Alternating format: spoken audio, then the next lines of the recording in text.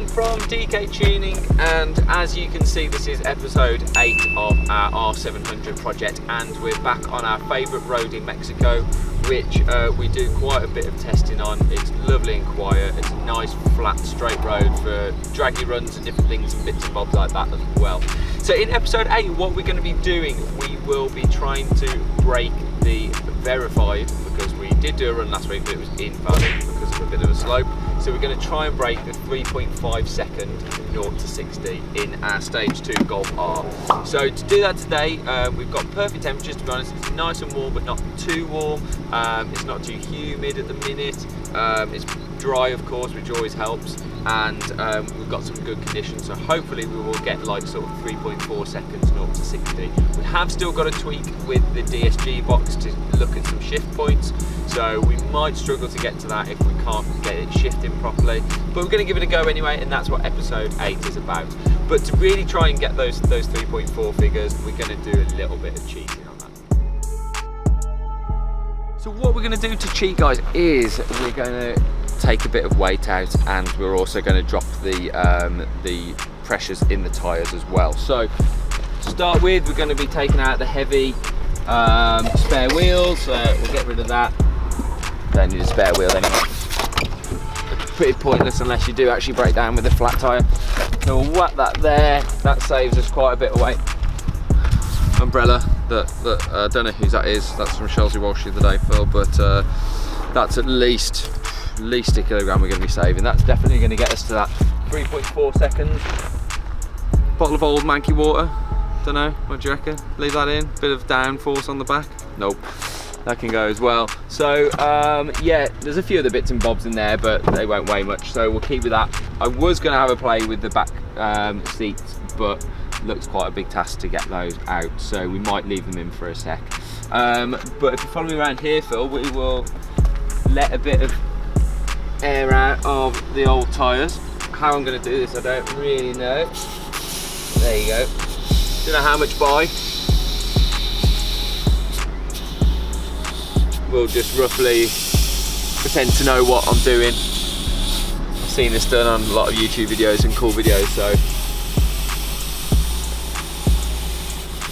will that be enough? What do you reckon, Phil?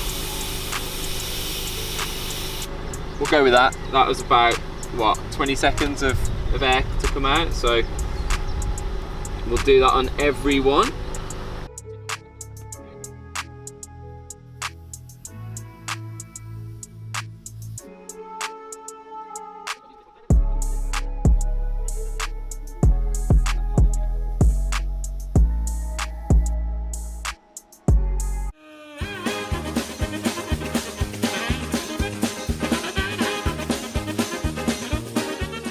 So we are now on to the last tyre that we are letting down. God knows how much by. Usually when I did a bit of tracking back in my day, we used to drop them down to about, I think it was 18 PSI or something, but that was in little Westfield kit cars, so don't really know how much we should be running on these for sort of optimum drag times really, but I'm sure people can let us know in the comments below. But I think that's about it now. Should we go and do some 0 to 60 times, Phil, and see what we get? We'll be back in a sec, guys. We're just going to get ready and we'll do some 0 to 60 times. Cool.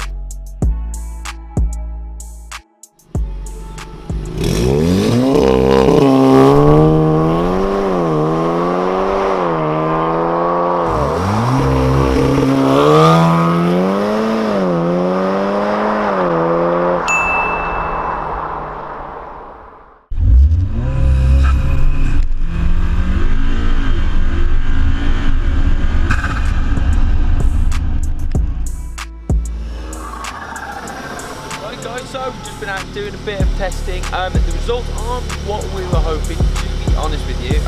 We are looking at about 3.65 seconds at the moment. Don't know what that could be at the moment. Obviously, as in our previous video, episode 7, you saw at Chelsea Walsh, we did back the power off slightly because we were having an issue with the gearbox. We thought it was an issue with the gearbox. I think it's actually, we need to tweak the DSG map. So back to the drawing board on that one. We have got a stronger file to put on, which is the one that we hit just under 3.5 seconds on in sort of damp conditions, and we thought that was the one that was having an issue with the gearbox. So we'll probably put that one back on, do some more work around the DSG file, and come back out and try and obviously break that 3.5 second barrier.